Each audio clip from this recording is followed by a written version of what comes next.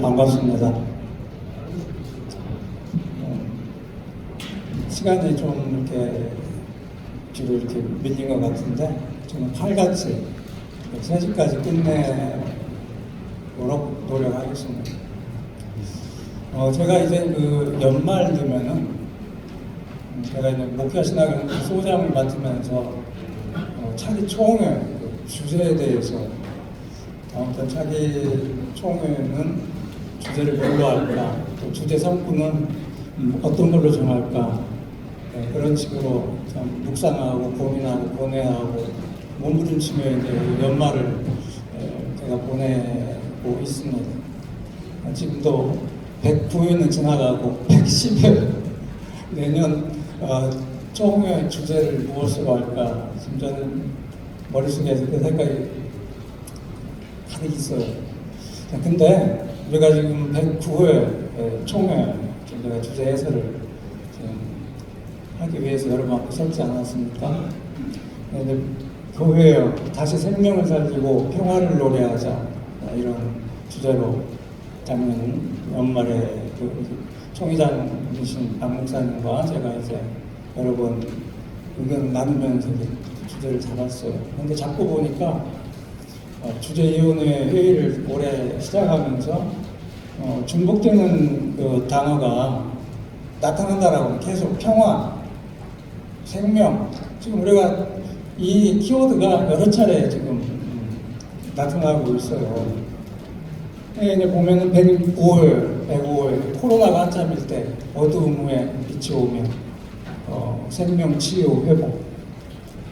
또 107회 우리 교구단 70주년 이렇게 108회인가요? 70주년 총회를 우리가 준비하면서 다시 이 생명, 영과 진리로 예배하는 생명, 평화, 선교 공동체 이런 주제였을 겁니다. 108회가 그러니까 109회 또 총회 주제로 생명과 평화가 반복되는 것 같다, 식상하다, 이런 이야기를 하시는 분이 계셨는데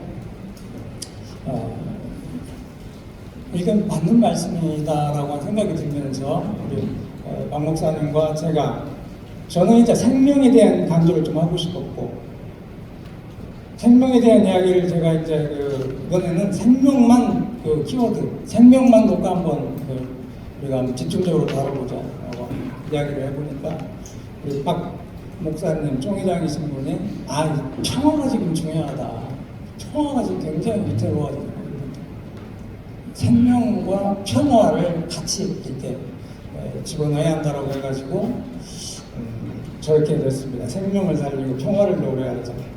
우리 총회장님이 굉장히 뭡니까, 좀 겉으로 보기에는 여러 가지 좀 딱딱하고 그런 것 같은데 저는 어떤 시적인 어떤 예쁜 말이 그 양반에서 나왔어요. 다시 생명을 살리고 평화를 노래하자. 주제를 잡고 보니까 정말 괜찮은 주제인 것 같습니다. 아무튼 여러분 지금 주제예요. 중요하다 생각되는 한 줄씩 제가 이제 해봤는데 잘 안 보입니다. 에스겔서 47장에서는 저 9절 말씀, 그다음에 로마서에서는 22절 말씀, 요한복음에서는 14장 6절 말씀, 시편 23편에서는 4절 말씀을 한 절씩 따르는데요. 이런 작년 말만 오더라도 제가 생명에 대한 이야기를 한번 해봐야겠다라고 하면서 지난 여름과 같은 이런 정말 엄청난 그런 이 기후 위기는 생각지 못했어요. 아무튼 우리도 이제 총의적으로도 2050년 탄소제로 중립, 넷제로 운동을 이렇게 시작하고 있습니다만은 2050년경을 우리가 이제 한참 중요한 해로 잡고 얼마 전부터 이렇게 준비해 왔어요. 그건 저도 이제 알고 있는 내용이니까 우리가 생명에 대한 이야기를 하면서 좀 더 실감나게 생명, 평화, 선교 그렇게 여러 개를 한꺼번에 이렇게 말하려고 하나에 집중하지 못했으니까 올해는 한번 이 생명에 한번 집중하겠다라고 하는 그런 생각을 갖고 작년 말에 이 주제를 주고 생각했었는데 정말 지난 여름 지내면서 야 정말 주제 잘 잡았다 그런 생각을 했습니다. 여러분 지난 여름 어떻게 지내셨는지 몰라요. 굉장히 힘들었어요. 굉장히 8월 들어서면서 7월 말까지는 지낼만 했어요. 근데 8월 들어서면서 정말 그 밤잠을 설칠 정도로 이제 열대야 속에서 이제 뭐 몸이 부대끼고 자율신경 쪽에 어떤 이상이 생기면서 맨날 며칠을 잠을 못 자고 미친놈처럼 저녁 12시 1시되면은 도저히 누워있을 수가 없어가지고 밖에 나가서 수성이다가 들어오고 그런 세월을 보냈습니다. 정말 심각한 그런 기후위기, 지구온난화의 문제를 실감했던 그런 지난 여름이었던 것 같습니다. 서울에서는 연속 34일 동안 열대야가 지속되었고 평년 3배 수준이라고 했고요. 지난 추석은 또 어땠습니까? 9월 중순 총회 전에 옛날 저희 어릴 때만 하더라도 추석 때는 명절이라고 긴팔 옷을 입었어요. 그러면은 뛰어다니고 그러면은 좀 땀도 나고 덥지만 견딜만 했거든요. 근데 지난 추석 때 여러분 어떻게 지냈습니까? 에어컨 키고 지냈을 겁니다.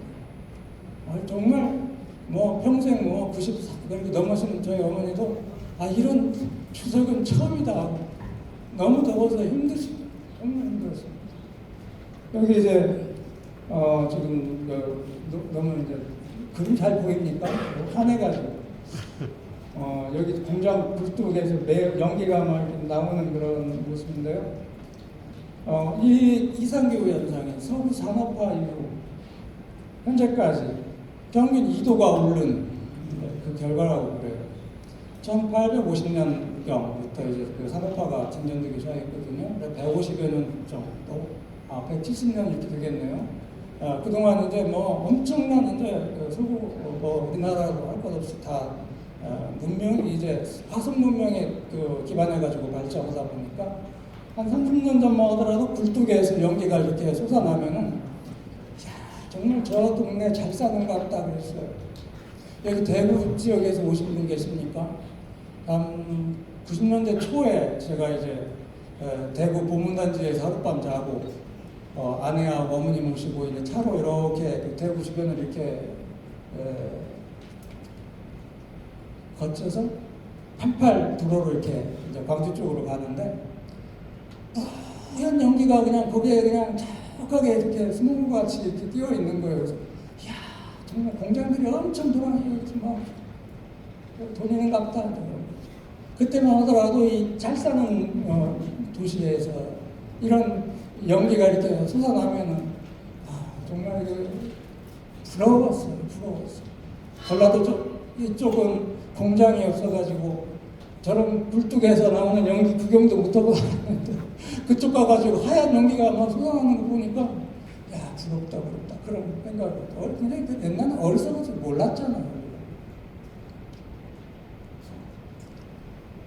복합 위기 시대라고 하는 말을 좀 간간히 들을 겁니다. 여러 가지 위기들이 동시에 다발적으로 발생해가지고 서로 영향을 주고받는 그런 그 위기를 이야기합니다.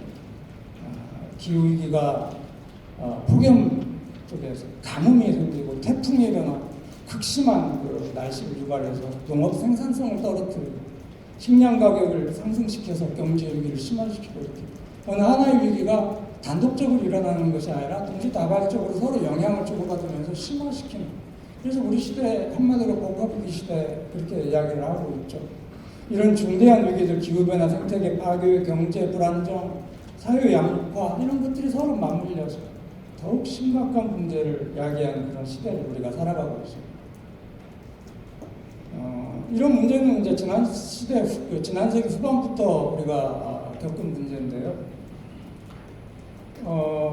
소위 이제 글로벌 거버넌스 체계다라고 하는 뭔가 이렇게 유엔 같은 그런 기구를 그 세계대전 끝나고 만들었지 않습니까? 근데 유엔이라고 하는 것도 서로 뭔가 이렇게 강대국들이 그 어떤 자국의 어떤 이해관계 속에서 뭔가 이렇게 힘 있는 나라 위주로 이렇게 하는 것이죠.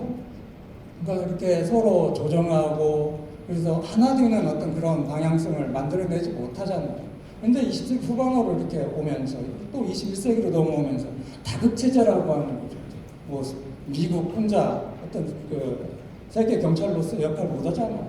중국도 있고 러시아도 있고 이제 모두가 이제 힘빼나 쓴다고 하고 그러지 않습니까? 그러니까 어떤 글로벌 거버넌스라고 하는 이 지구촌 하나로 이렇게 묶어서 통합하고 관리하는 어떤 그런 시스템이 없는 거예요. 그러다 보니까 코로나19 같은 그런 심각한 문제가 지구적으로 발생했던 겁니다.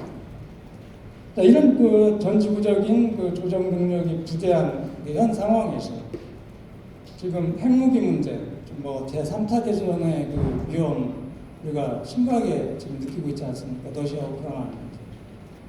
지금 뭐 저는 개인적인 생각입니다만은 다른 생각 하시는 분들이 있을지 몰라요. 트럼프가 저는 고레스 같은 생각이 들어요. 페르시아 고레스. 옛날에 제 일기 때 트럼프 미친 광기 어린 그런 대통령을 굉장히 심각하게 위협적으로 생각을 했어요. 근데 지금 트럼프는 이 지구상의 전쟁을 종식시킬 유일한 사람으로 지금 기대되고 있는 거 아닙니까?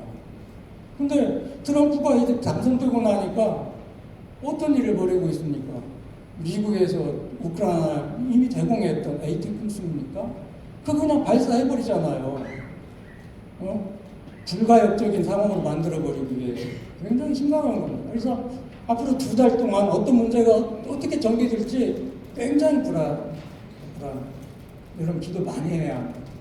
그러니까 지금 상황은 이 국제적인 어떤 전쟁이 어떻게 세계 대전으로 급작스럽게 발전할지 몰라요.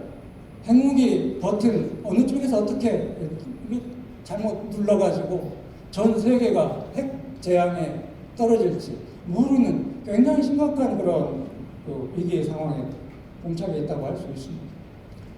이런 그 핵무기 문제, 기후변화, 생태계 파괴, 인공지능 기술이 인류에게 심각한 그런 문제를 제기할 수 있다라고 하는 거죠. 2050년경 지구 종말, 이게 이제 6번째 지구 종말이라고 그런 말을 합니다.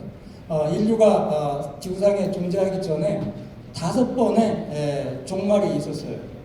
그리고 이제 인류가 지금 지구상에 등장하고 지금까지 이제 문명을 이루고 살아왔는데 2050년경 6번째 대종말이 시작된다. 이런 굉장히 위험한 심각한 그런 위기를 진단하는 그런 학자들이 있습니다. 대표적인 사람이 제레드 다이아몬드 같은 분인데 대규모 핵무기 사용, 기후변화, 천연자원 고갈, 세계적 불평등 이 4가지 위기를 근거로 2050년경 지구 종말에 대한 아주 무서운 이야기를 하고 있습니다. 그래서 2050년은 기후 위기를 막기 위한 마지노선, 넷제로다라고 하는 이런 이야기를 우리가 이제 하는 거죠. 그런데 지금 우리가 아무리 노력하고 우물림쳐도 결국 2050년경에 2도씨 상승 저지를 실패하고 막지를 못하고 서서히 인류 종말의 길에 접었을 것이 아닌가라고 하는 우리 섞인 그런 기대를 너나 없이 해요, 요즘에는. 그러니까 왜 저런 이야기를 하냐면 지금 우리가 열심히 안 쓰고 아끼고 전력하고 화석연료 안 쓰고 재생에너지 쓰고 해가지고 넷제로를 만든다고 하더라도 우리가 이제 예를 들어가지고 하지가 6월 22일이잖아요. 해가 정중앙에 떠가지고 이게 또 일출에서 일몰까지 제일로 시간이 긴 그때가 하지예요. 그러니까 태양빛이 가장 오래 내려 찍는 거죠. 근데 가장 더운 때는 언제예요? 초복, 말복, 중복, 7월 말에서 8월 중순 그때가 제일 더워요. 그러니까 해가 이렇게 길어지면서 서서히 대지를 달구고 지표면을 달구는 거예요. 그러면은 한 2달 동안 달궈진 그런 대기가 또 지표면이 7월 말에서 8월 중순경에 그렇게 우리에게 뜨거운 그런 아구이 같은 경우는 찜질방에 있는 것 같은 더위를 우리에게 안겨주는 거거든요. 그러니까 지금 우리가 이제 정신 차려가지고 정말 탄소 제로 그런 그 넷제로를 만들기 위해서 노력하자고 하더라도 그때쯤 되면은 이렇게 지금 달궈지는 것이 그때 계속 올라간다라고 하는 거예요. RCP, Representative Concentration Pathway라고 하는 시나리오, 대표 농도 경로, 이게 이제 탄소 배출량에 대한 그런 분석을 해놓은 건데, 지금 여기 보면은 2.6, RCP 4.5, RCP 6.0, RCP 8.5 네 개의 진행 방향에 대한 이야기가 나오는데, 대체로 2050년경에는 RCP 4.5하고 RCP 6.0 중간 정도의 경로를 갈 걸로 예상하고 있는 겁니다. 대략 2도씨예요, 2도씨. 그러니까 지금부터 지금 평균 규모당 2도씨는 상승할 것이다. 각오하고 우리가 대비해야 한다고 하는 거예요. 굉장히 심각한 이야기입니다. 이게 이제 SSP 시나리오라고 하는데, 이건 공통 사회경제 경로예요. 이건 RCP하고 이제 이렇게 이건 이제 그 RCP는 그냥 그 탄소 배출량만 순수히 이렇게 내놓는 건데, 이것은 사회경제적인 여러 요인, 또 온실가스 배출량의 복합적인 요인을 고려해가지고 현재는 요거예요, 여기 검은색. 그래서 2000년에서 2020년 지금 12도, 평균 12도. 근데 2050년경에는 이렇게 올라가는 거고요. 지금 아까 RCP에서 진단한 것과 거의 비슷한 치를 이야기하고 있습니다. 근데 이제 그것도 오려고 하면은 SSP 7.0과 SSP 8.5 이 단계로 가면은 이 빨간 선과 이 황색 선인데 6도, 6.3도 이렇게 돼요.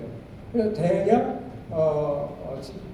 2100년에서 우리가 지금 탄소 제로를 실행하면은 요 정도 2.3도 정도에서 우리가 막을 수 있는데, 그냥 현재대로 지속적인 경제 성장 추구하는 우리 후손이 어떻게 살지 어쩔지 안 몰라, 이제 우리만 잘 먹고 잘 쓰면 돼, 이렇게 생각하고 SSP3와 SSP5 이런 삶의 과정을 계속하면은 이렇게 어마어마한 이렇게 지구가 진짜 불구덩이 속에 들어가는 그런 상황에 빠지는 겁니다. 그러니까 이제 해수면 상승을 이야기하는 거예요. 이게 2050년경에는 우리가 탄소 제로를 하더라도 20cm 상승하고 2100년에는 47cm까지 올라가는 거예요. 그러니까 상당히 많은 지역이 이제 해수면에 잠겨요. 근데 우리가 SSP5, SSP 8.5 이대로 그냥 우리가 그냥 살아가 버리면은 80cm까지 올라간다라고 합니다. 심각한 우리가 심각한 상황을 예측할 수 있는 겁니다. 이건 두 개 SSP와 이제 RCP를 합쳐가지고 만든 거예요. 그러니까 이렇게 가다가 요런 단계를 우리가 이제 지향하자 이런 생각을 하는 거죠. 이제 우리 손녀 29개월입니다. 27개월이 이제 총일 때 27개월이니까 2달째 아직 29개월 됐어요. 이보다 더 크고 예뻐졌습니다. 요 아이가 2050년에 28살이에요. 28살. 야, 지금 인생의 꽃다운 나이. 저나 우리 여러분들 대개 이제 90세 이짝저짝 이렇게 될 겁니다. 이 아이가 살아갈 시대, 그 미래를 생각하니까 갑자기 가슴이 막 미어지는 것 같아요. 답답해요.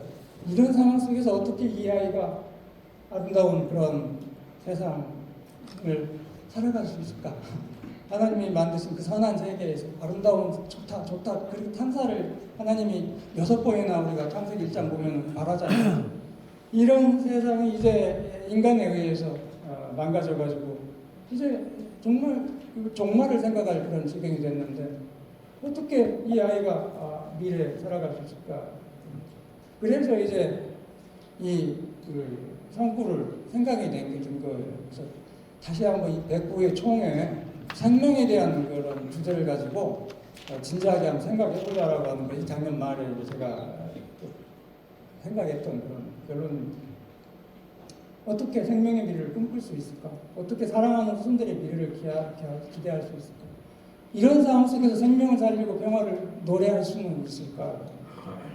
그때 출애굽기 14장 13절로 14절의 말씀이 떠올랐어요. 이게 어떤 상황에서 나온 말씀입니까? 모세가 이스라엘 백성을 이끌고 홍해바다 앞에까지 오게 돼요. 죽을 고생을 해서 이렇게 왔는데 앞에 이제 홍해바다가 가로막혀 있고 뒤를 돌아다 보니까 애굽의 병거가 먼지를 익히고 달려오고 있습니다. 그러니까 이스라엘 백성들이 이제 완전히 패닉에 빠졌어요. 이제 죽겠다. 그러면서 모세에게 불만을 터뜨리죠. 우리가 죽을 곳이 없어서 역으로 데려와서 우리를 죽게 하냐라고 하니까 모세가 그들에게 두려워하지 말고 가만히 있어서 여호와께서 오늘 너희를 위하여 행하시는 구원을 보라. 여호와께서 너희를 위하여 싸우시리니 너희는 가만히 있을지어다. 여러분, 이런 말씀 이렇게 듣고 아멘 소리가 안 나옵니까? 두려워하지 말고 가만히 있어서 여호와께서 오늘 너희를 위하여 하시는 구원을 보라. 너희를 위하여 싸우신다. 너희는 가만히 있어라. 아멘. 네, 감사합니다. 그림은 스페인 마드리드 프라동 미술관에 있는 그림이에요. 여기 이제 모세가 놋뱀을 만들어 가지고 이제 장대에 높이 올려서 사람들이 바라보게 하죠. 이게 뭔 상황이냐면은 그런 놀라운 하나님의 구원의 사건을 경험하고 홍해바다가 갈라지고 이 쫓아온 애국 군대가 홍해바다에 수장되는 그런 놀라운 그 구원의 하나님의 역사를 보고 경험했던 그들이 이동하기 어려운 길로 모세가 이끄니까 왜? 대로로 이끌어가면은 어떻게 되겠습니까? 이방 민족에 의해서 몰살당한단 말이에요. 그러니까 힘든 길로 아슬아슬하게 이스라엘 백성을 조용히 데리고 가는 거예요. 그러니까 힘들어 죽겠으니까 다시 불평을 터뜨리는 거예요. 백성의 마음이 상하니까. 그러면서 이스라엘 백성들이 다시 불평 불만을 계속 터뜨리는 겁니다.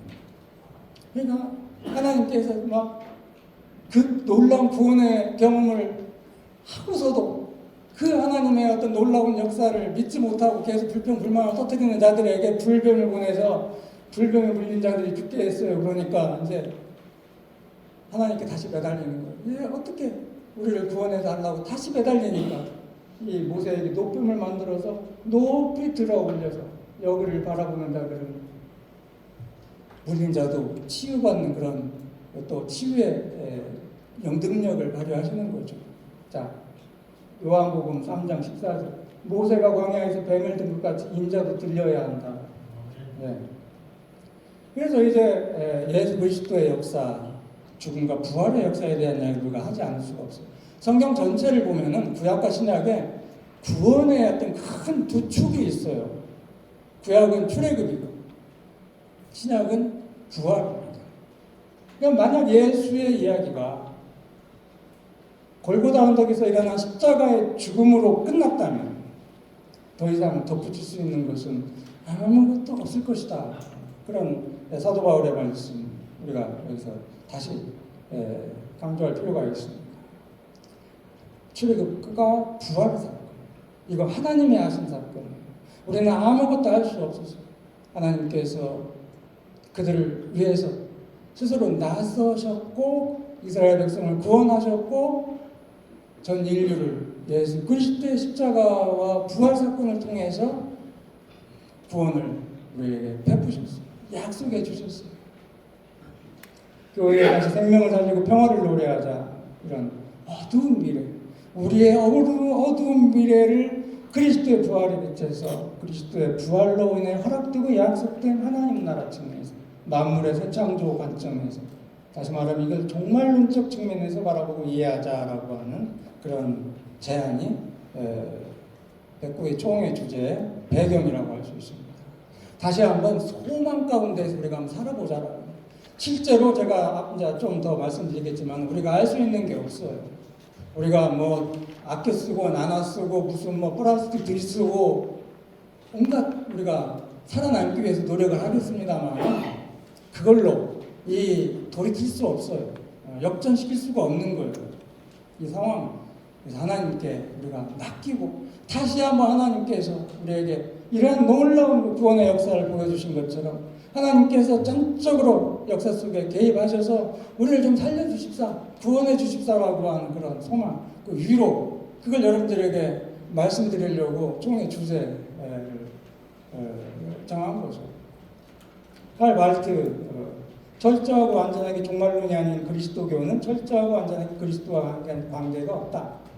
종말론과 말세론은 완전히 다른 겁니다. 우리가 이제 그 말세론이라고 하는 것도 이제 그 2000년 1999년이죠. 1999년 7월 다미 선교회가 최근에 그 종말에 대한 이야기를 시향부 종말을 그래서 1999년 7월 며칠 날 세계가 끝난다, 휴거당한다, 뭐 그런 사람 그런 말로 사람들 미혹하고 했던 그런 일이 있습니다. 그냥 지나간 에피소드로 끝났지만은 그러니까 말세라고 하는 것은 시한을 정해놓고 세상이 끝난다라고 하는 그런 이야기예요. 근데 종말이라고 하는 것은 예수 그리스도와 함께한 하나님의 나라, 예수 그리스도를 통해서 우리에게 임재한 그 하나님 나라의 그 현재 사건, 구원의 능력, 뭐 그런 것들을 이야기하는 거라고 보면 돼요. 그러니까 하나님 나라를 우리가 미리 선취해서 하나님 나라의 현재를 우리가 살아간다, 뭐 그렇게 이야기할 수도 있는 겁니다. 죽음 그러나 생명, 죽음. 현 인류의 자살 프로그램이라 불리는 핵무기의 위협. 이건 터져버리면은 이제 끝나는 거죠. 핵개울이 와가지고 핵에 의한 직접적인 피해를 받지 않은 사람도 결국 죽게 되어 있어요. 그다음에 이제 서서히 지구 공동체를 멸망으로 내모는 기후 재앙의 위협. 그러니까 어쨌든 핵무기도 그렇고 핵무기는 급작스럽게 인류를 종말로 내몰고 기후 재앙은 서서히 내몰고 이래 죽으나 저래 죽으나 두 개는 우리에게 죽음의 위협을 제시하고 있어요. 이게 다모클레스의 칼처럼 인류에 매달려 있다라고. 그럼 저는 이제 이 두 가지와 덧붙여서 이 원전 사고를 말하고 싶었습니다. 이 원전 사고라고 하는 걸 우리가 좀 심각하게 생각해 볼 필요가 있어요. 체르노빌 원전 사고가 있었죠. 그 다음에 이제 2011년에 후쿠시마 원전 사고가 있었습니다. 근데 문제는 작년부터 이제 일본 정부가 여기 이런 폐기물을 어마어마한 폐기물을 바다에 방류하기 시작을 하는 겁니다. 1년 딱 지나니까 지난 7월에 일본 정부도 그렇고 우리나라 정부도 1년 지났는데 아무렇지도 않지 그랬어요. 기억나요? 1년 지나가지고 뭘 알겠습니까? 이 핵 폐기물의 0.3%를 지금 방류했대요. 어마어마한 것이 앞으로 한 30년간 계속 바다에 쏟아부을 겁니다. 이제 어떻게 생선 먹어요? 어떻게 김 먹고 미역 먹고 어떻게 회도 먹고 우리는 괜찮을지 몰라도 우리 후세내는 이 바다 생물은 이제 입에 대지도 못할 그런 위험한 지경에 처할 수밖에 없겠죠. 이런 것은 바로 눈으로 확인할 수 없고 귀로도 감지하지 못하고 코로도 냄새를 맡을 수도 없는 죽음의 위험물질이 전 세계를 서서히 오염시키고 있다. 이건 이제 인간의 상상 어떤 지구를 갖다가 현재 수준으로 유지할 수 있다라고 하는 것은 우리의 상상력, 우리의 생각일 뿐이다라고 하는 거예요. 우리 손을 떠났다라고 하는 거예요. 자, 근데 이제 생명에 대한 이야기를 우리가 해요. 우리의 인생은 생명에서 죽음으로 태어나서 점점 생로병사, 요즘은 생로병병사, 뭐 이렇게 이제 죽음을 향해 달라가. 근데 부활절의 역사는 죽음과 무덤으로부터 시작하고 그 이후에 생명이 승리를 거뒀고 죽음을 삼켜버렸습니다. 부활절 아침에 일어난 일, 죽음의 형태를 지닌 기존의 세계 도식과 인간적 종교이다. 미래적인 자유의 나라의 현존이고 구원과 완성의 시작이다. 패러다임을 바꾸는 거예요. 예수의 부활. 인간적인 세계 속에서 일하는 모든 것들을 종결시키고 다시 하나님의 놀라운 구원의 역사로 방향을 전하는 겁니다. 부활하신 그리스도가 오늘 권능 속에서 살아계시죠. 생명의 능력 안에서 살아계십니다. 그래서 우리가 사망의 골짜기를 거닐지라도 그리스도는 생명의 능력 안에서 우리의 동반자가 되신다. 하나님의 창조 세계는 그래서 거리의 시간, 인터레그럼이 없어요. 안토시오 그람시의 말입니다. 거리의 시간. 인간의 왕들은 죽으면은 다음 왕이 즉위할 때까지 공백이 있어요. 그러나 예수 그리스도 하나님의 아들 그리스도 예수 그리스도의 주권에는 공백이 없다. 왜? 오늘 우리와 함께 하시기 때문에 그걸 이야기합니다. 그가 통치하십니다.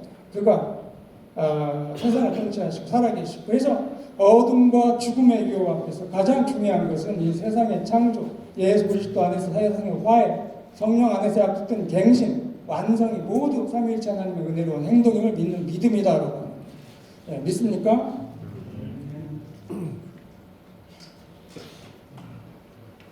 아멘이 너무 힘이 없어. 삼위일체 하나님을 믿는 이 믿음 안에서 우리는 고통을 당하면서 탄식하는 세상을 위해 뭔가 일들을 할 수가 있다라고 하는 거죠. 그래서 하나님 소망 가운데 우리와 함께 하시는 성령의 능력 안에서 할 수 있다라고 하는 것이죠. 하지만 이 무서운 죽음과 어둠의 세력을 깨뜨리는 것은 하나님이지 우리가 아니라고 하는 걸 인식하는 것이 무엇보다 중요해요. 왜 그렇습니까? 자, 아까 이야기한 제레드 다이아몬드는 이 기후변화는 인간의 활동에서 비롯되기 때문에 인간의 활동을 줄이면 기후변화를 줄일 수 있고, 인간 활동을 줄이는 것은 화석연료를 덜 태우고 풍력과 태양광과 같은 재생에너지를 더 많이 사용함으로써 가능하다고 말합니다. 사실 저 인천이 집인데 공기가 예년보다 많이 깨끗해져 가고 있어요.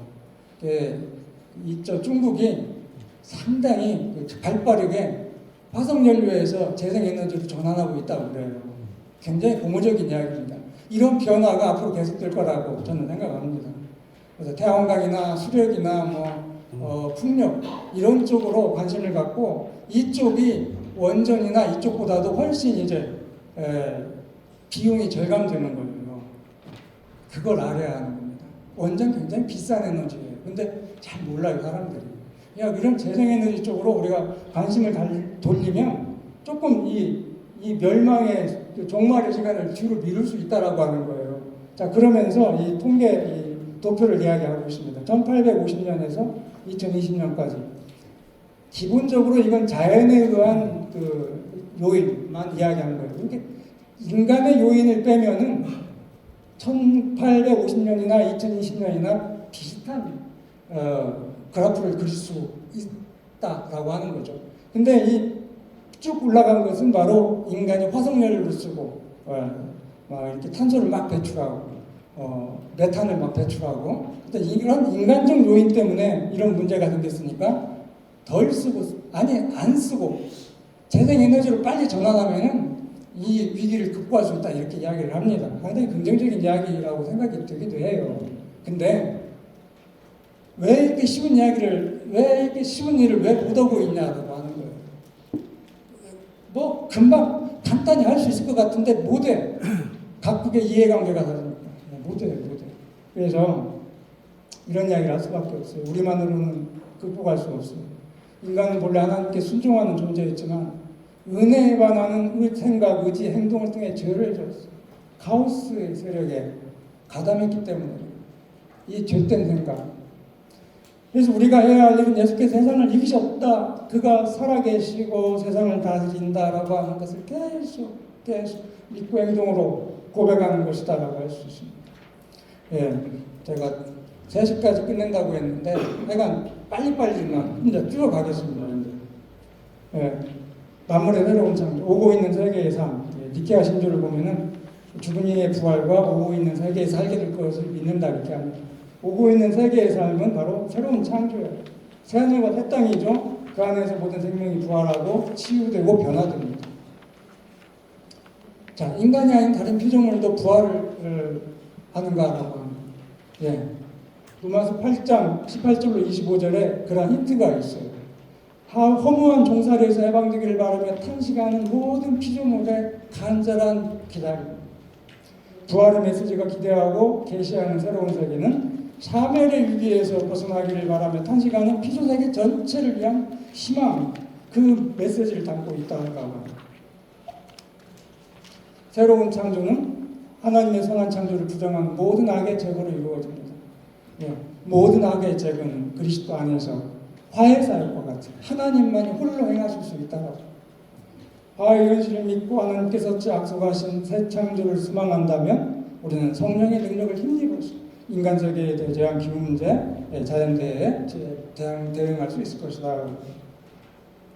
부활의 빛에서 바른 하나님 나라에 대한 소망, 하나님 나라에 대한 희망의 근거는 바로 부활 사건과 오순절의 역사를 통해서 우리가 가질 수 있어요. 이 출애굽과 부활이 구원의 두 축을 이루고 있듯이 또 신약 성경에서 말하는 또 하나님 나라, 우리의 그 구원의 또 명확한 그 근거 토대는 이 부활 사건과 오순절의 역사예요. 이 부활의 역사와 오순절 역사를 통해서 미래가 공개되어 버렸어요. 앞으로 미래, 먼 옛날 하나님의 심판이 임하는 그날 어떤 일이 벌어질지, 그것은 어두운 묵시적인 그런 종말의 대재앙이 아니라 희망, 찬란한 그런 새하늘과 새 땅, 하나님의 의에 근거한, 하나님의 의에 깃든, 하나님의 의가 깃든 새하늘과 새 땅의 그 비전을 이야기하고 있는 거예요. 어떤 묵시적 재앙이나 파국적 종말을 생각할 필요가 없다라고 하는 거예요.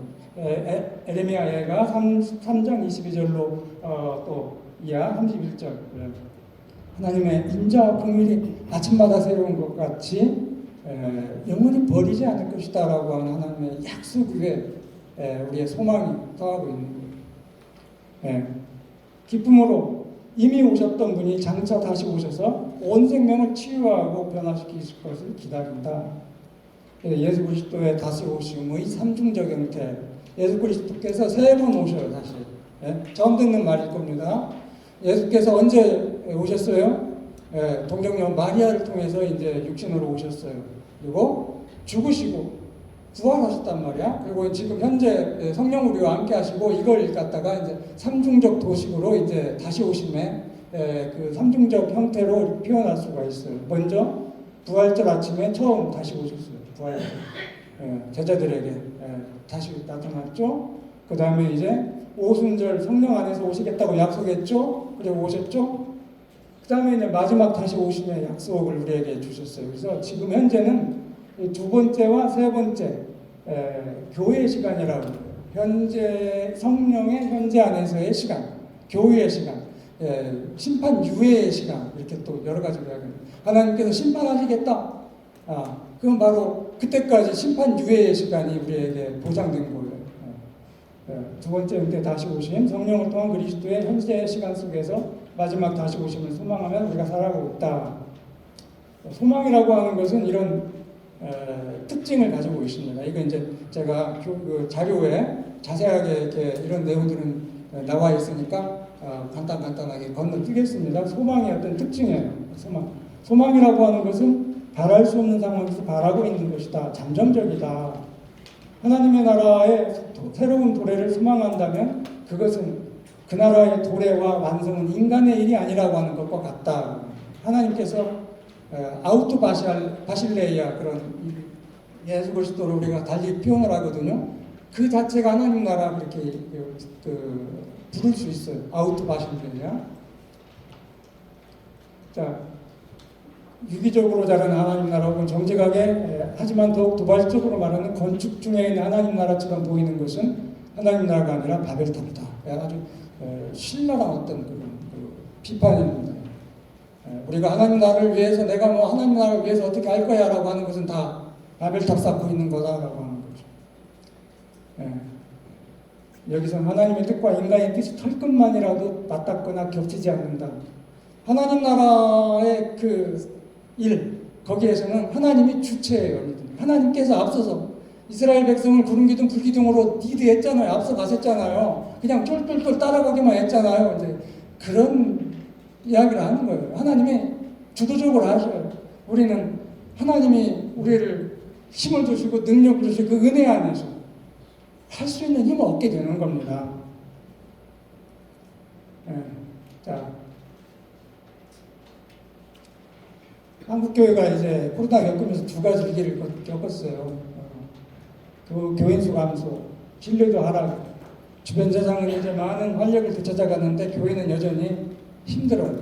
교인 수도 회복이 안 되고 기장도 굉장히 어려워 상황이. 근데 정말 이 두 가지는 서로 맞물려 움직입니다. 근데 하나의 힌트가 있어요. 이 교회 성장을 위한 힌트. 그건 바로 로마서 12장 16절이라고 제가 여기 했는데, 사회적 약자들을 더 사랑하고 낮은 데 처하는 것을 더 즐거워하면은 주변 세계로부터 신뢰를 얻고, 그래서 교회도 성장한다 이거예요. 그 이야기를 하는 겁니다. 화해의 복음을 전하는 교회예요. 화해의 현실성에 대한 인식이 이제 세상에서 교회를 교회답게 합니다. 이 교회와 세상 사람들이 예수께서 하신 그 화해 사건을 놓고 보면은 크게 다르지 않은 거예요. 그러니까 이 예수께서 골고다 언덕에서 죽으시고 부활하셔가지고 세상을 완전히 새로운 운명으로 바꿔놓으셨단 말이에요. 그 놀라운 하나님의 역사 앞에서 세상과 교회는 크게 다르지 않다라고 하는 거예요. 그러면 뭐가 다르냐? 세상과 교회가 뭐가 구별되냐라고 하는 것은 예수께서 하신, 하나님께서 하신 이 화해의 현실성에 대한 인식이 교회에는 있고 교회 밖에는 없다. 근데 이 인식을 누가 주냐? 지혜와 계시의 영, 성령이 우리에게 주신 것이다. 성령의 감화 감동으로 우리가 알게 되었어요. 그거 이야기하는 겁니다. 근데 그 인식을 통해서 우리가 회개하고 방향 전환이 가능해지는 겁니다. 회개 전환, 마음의 전환. 그리고 교회는 그 인식과 함께 세상을 향해 부름을 받아요. 세상을 향해 나가게 되죠. 그래서 화해의 증인으로 우리가 살게 되죠. 예수께서는 당신을 교회가 따라가야 할 유일한 길, 진리, 생명으로 정하셨습니다. 그가 진리와 생명에 이르는 유일한 길입니다. 그를 따라갈 때 생수의 강이 교회로부터 세상을 향해 흘러나가요. 아까 에스겔 47장 생태학적 삶의 전환. 작년에 자정 90초 전, 올해는 그 자정 몇 초 전인지 모를 때 조금 더 단축되지 않을까? 몇 년 전에는 자정 100초 전, 작년에는 자정 90초 전, 올해는 자정 80초 전 정도 되지 않을까 싶습니다. 근데 위기 앞에서 전적으로 다른 접근 방식이 요청된다. 이제 둔감해 됐어요, 사람들이. 지구, 종말이 온다, 아무리 사람들이 말해도 시큰둥하고, 뭐 문제가 있어. 어제나 오늘이나 똑같은데 작년보다 올해가 조금 더 더웠을까? 그냥 감이 없어요. 그냥 전혀 다른 접근 방식이 필요합니다. 바로 지구 공동체를 생명의 새색으로 이끄는 길은 파국과 임박한 종말에 대한 강조를 통해서가 아니라 약속하신 새 창조에 대한 소망을 통해서 도리어 하나님 나라 복된 소식에서 하나님 나라의 하나님의 자비와 용서가 회개보다 앞서 있는 것과 같은 거다. 원래 회개는 은혜 속에서 회개가 이루어져요. 겁박하고 이렇게 위협한다고 회개가 이루어지는 게 아니고 순간 두렵고 순간 죽겠습니다라고 엎드려 있는 건데, 근데 돌아서면은 괜히 그랬네, 후회하는 거예요. 되게 그래요. 그러니까 악어의 눈물같이 회개하고 눈물 흘리는데, 그래, 교회 밖에 나가면 사람 똑같이 살아. 아무리 눈물을 흘리고 회개해도 똑같이 변함이 없어요. 근본적으로 그 뜨거움의 경험, 하나님이 나를 진짜 사랑하는구나라는 그런 경험을 하지 못해서 그래요. 자, 믿음의 복음의 근거인데, 복음을 통해서 죄 용서를 받았다는 사실을 믿는 자들만이 새로운 삶을 살아갈 수 있어요. 그래서 회개는 아직 옛 세계의 조건이 아래에 있지만 하나님 나라 안에 거하는 생명을 앞당겨 선포합니다. 이게 탄소 배출량 세계 2위를 차지하고 있어요. 자랑스럽게 대한민국이 탄소 배출량 세계 2위예요. 석탄 발전에서 영흥도 그러니까 화력 발전소가 엄청나잖아요. 지금 화력 발전소 계속 져요. 한국은 진짜 왜 그러는지 모르겠어요. 호주가 1등, 호주가 탄소 배출량 세계 1등, 세계 평균 거의 3배를 차지하고 있어요. 이거 정말 바꿔야 해요. 빨리 바꿔요. 그래서 로마서 12장 2절, 이 세대를 본받지 말고 변화를 받아 하나님의 뜻이 무엇인지 분별하도록 하라. 이건 생태학적 삶의 전화를 이루라. 생태학적 삶의 전화. 이게 이제 유명한 RE100이에요. RE100. 물과 바람과 태양 100%를 쓰지 않으면 이제 수출도 안 돼요. 그러니까 단지 생태 문제만이 아니라 우리의 산업 전반의 발전도 이제 저하될 수 있어요. 이거 하지 않으면. 재생에너지로 빨리 바꿔야 하는데 여러분 기도합시다. 빨리 바꾸라고. 불안한 가운데서의 평화. 정말 지정학적, 지경학적 위기 속에 살고 있어요. 정말 심각한 그런 위기 속에 살아가고 있습니다. 근데 저는 여기에다가 이건 진작에 우리가 이야기하던 남북 문제고 양극화의 문제를 또 우리가 이야기해야 한다고 생각이 돼요. 빈부격차, 불평등 문제는 사회 안정과 평안을 해치는 중대 요소다. 이 문제가 해결되지 않으면 사회가 불안해져요. 이건 뭐 너나 없이 다 이제 우리가 아는 문제입니다. 평화는 풍요와 폭력의 부재가 아니라 종의 연종이다. 생명이 그리스도 안에서 우리에게 주어진 것처럼 이 평화도 그리스도 안에서 우리에게 이미 주어진 거다. 그래서 로마서 8장 6절은 생명과 평화는 함께 간다. 그런 이야기를 합니다. 지금 불안 가운데에서의 평화를 이야기합니다. 세계가 얼마나 전쟁 속에 있습니까? 불안하죠. 그러니까 평화를 이야기하면 우리는 불안 가운데서의 평화라고 이야기해요. 이 세상에서 우리는 화평의 일과 덕을 세우는 일에 힘써야 한다. 평화통일 월요일대 기장은 계속 하고 있죠. 이제 동독 나이프치 성 니콜라이 교회가 벌였던 일에 동독 독이 통일되잖아요. 거기에서 우리가 인사이트를 얻은 거예요. 자, 마태복음 7장 보면 황금률이죠. 무엇이든지 남에게 대접을 받고자 하는 대로 너희도 남을 대접해라. 통일운동하는 사람들은 이런 말을 이렇게 바꿔서 해요.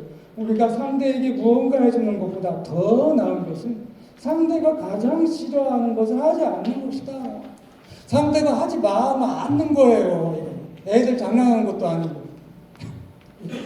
진짜요, 이거. 이게 평화를 위해서 가장 중요한 문제입니다.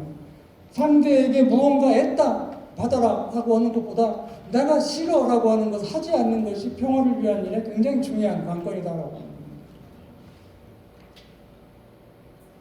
이게 이제 유명한 이것도 그림이에요. 이게 현실은 있는 사람은 막 이렇게 앞에서 올라가지고 보이지도 않아. 조금 하나 있는 사람, 아무것도 없는 사람은 여기는 평등, 똑같이 괴짜가 하나씩 올라가고 보죠. 근데 평등이라고 하는 것도 이게 거짓 현실이에요. 세상은 평등하다고 하지만 결국 평등하지가 않아요. 이 불공평에 이게 이제 공평이죠. 하나, 적은 사람에게는 두 개에서 똑같이 담론을 바라보죠. 자, 근데 성경은 이 저스티스, 이 정의의 현실을 이야기하고 있다. 출애굽기 16장 18절 말씀, 고린도후서 8장 13절로 15절 말씀. 능력이 아니라 필요에 따라 사람들을 대했던 평소시대의 정신이었다. 모두에게 공평한 기회가 돌아가고 주어지도록 그런 노력을 이제 교회가 해야 한다. 공평과 균형 있는 사회를 위해서 조세제도도 개혁하고 소득 재분배를 위해서 힘써야 한다. 그런 결론은 그냥 한번 읽어보시기 바랍니다.